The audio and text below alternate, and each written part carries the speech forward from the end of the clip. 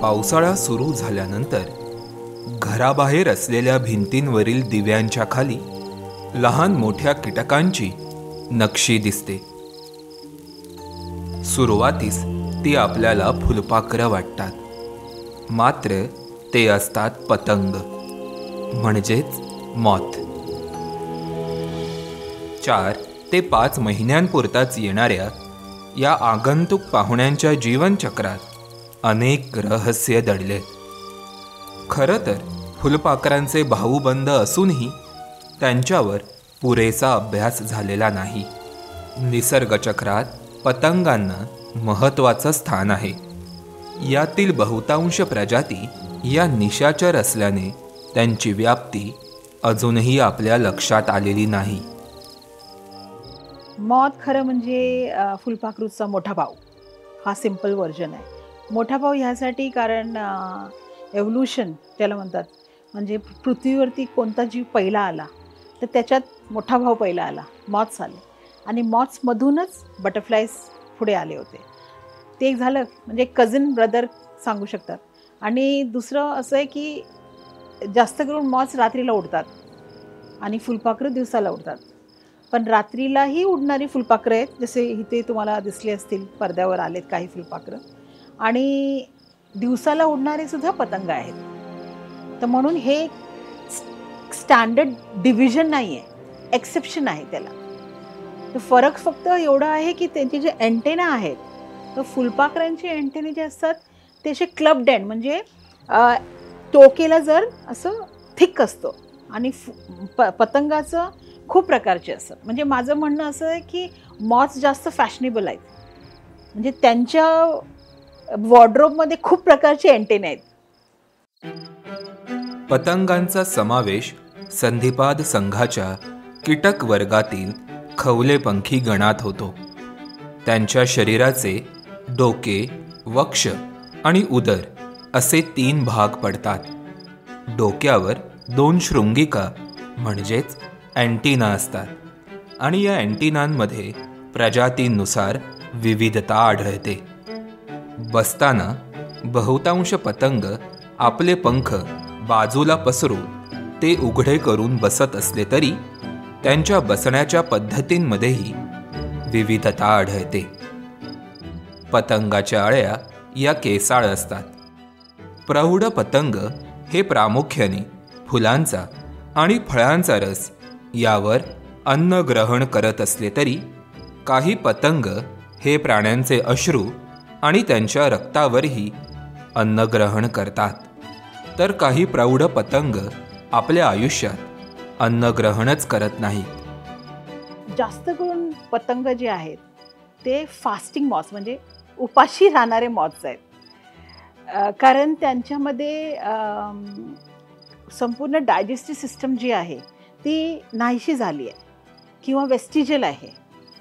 पण मग कसे जगतात ते? त्यांचा जो कॅटरपिलर स्टेज असतो, आळ्याची जी अवस्था असते त्याच्यात ते जास्त वेळ खातात आणि जास्त मोठे मोठे, म्हणजे त्यांचे कॅटरपिलर्स मोठे मोठे असतात.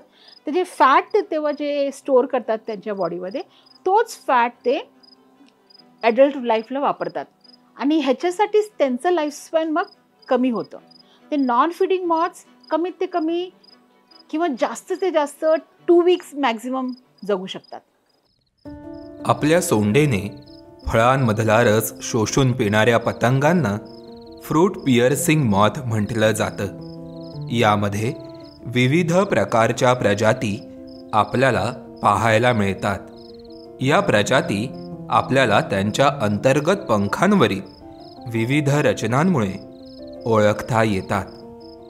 एका प्रजातीच्या नारंगी रंगाच्या अंतर्गत पंखावर काळ्या रंगाचे मोठे ठिपके आणि पंखाचा काठ नक्षीदार असतो, तर दुसऱ्या प्रजातीत पिवळ्या रंगाच्या अंतर्गत पंखावर काळ्या रंगाचे 2 ठिपके आणि पंखाची कडा झालर लावल्यासारखी नक्षीदार असते. अंतराळ यानासारखी शरीराची रचना आणि आपल्या धष्टपुष्ट शरीरासाठी हॉक मॉथ हे ओळखले जातात. यामधीलच एक प्रजात म्हणजे स्पॉटेड मरुंबा. त्याच्या बाह्य आणि अंतर्गत पंखावर लालसर मातेरी रंगाचे ठिपके असतात. हे पतंग प्रामुख्याने ऑगस्ट महिन्यामध्ये दिसतात. छोट्या पक्ष्यांचे भक्षक कोण असतात? मोठे पक्षी असतात, जसे की घुबड असतो किंवा ईगल असतो. तर ह्यांची स्पेशालिटी काय असते? त्यांचे डोळे जे आहेत मोठे मोठे असतात. तर तसे काही मॉथ्स आहे, जसे आऊल मॉथ हा एक प्रकार आहे आणि आऊल मॉथमध्ये बऱ्याच जाती आहेत. त्या सर्वांच्या पंखावरती मोठे मोठे डोळ्यांचं पॅटर्न आहे. खरं म्हणजे ते त्यांचे those are not the ice त्यांच्या डोक्यावरतीच असतं, जसं बाकी स्पीशीजला असतं. पंखावरती ते पॅटर्न असं असतं. स्पेशली आऊल मॉथच्या पंखावरती पॅटर्न, डोळ्यांचं पण पॅटर्न आहे आणि आऊल मॉथच्या फेदर्सचा पण पॅटर्न आहे. आणि तो दिवसाला असे रॉक्सच्या खाली, झाडांच्या खाली लपून बसतो. तर तिथं बाय चान्स कधी कोणता पक्षी बघितलं तर पक्षाला वाटेल की घुबड बसलाय आतमध्ये आणि घाबरून निघून जाणार. So that is another way of protection. पतंगाच्या डोक्यावरील पिसांसारख्या शृंगिका फारच आकर्षक दिसतात. त्यापैकीच एक प्रजात म्हणजे रोझी जिप्सी मॉथ. तिच्या वक्षावर काळ्या रंगाचे ठिपके असतात, तर बाह्य पंख मातेरी रंगाचे असून त्यावर लाटांसारख्या नक्षी असतात. लोकांना मॉथ्स आवडत नाही, कारण त्यांच्या घरात जी मॉथ्स येतात, ते छोटे छोटे मॉथ्स येतात, ब्राऊन कलरचे किंवा ब्लॅक कलरचे. त्यांना वाटतं हेच मॉथ्स आहेत. तर त्यांच्यावरून पूर्ण मॉथ कम्युनिटी टार्निश होते की असेच मॉथ्स असतील म्हणून त्याच्यात काही इंटरेस्ट वाटत नाही. पण दुसरं मोठा कारण त्याच्या मागे हे आहे, तुम्ही बघत असाल की हे जे पडदा मी इथे लावलंय, ह्या पडद्यावरती पतंग येतात. ह्यांच्यावरती अभ्यास करण्यासाठी आपल्याला जागं राहावं लागतं.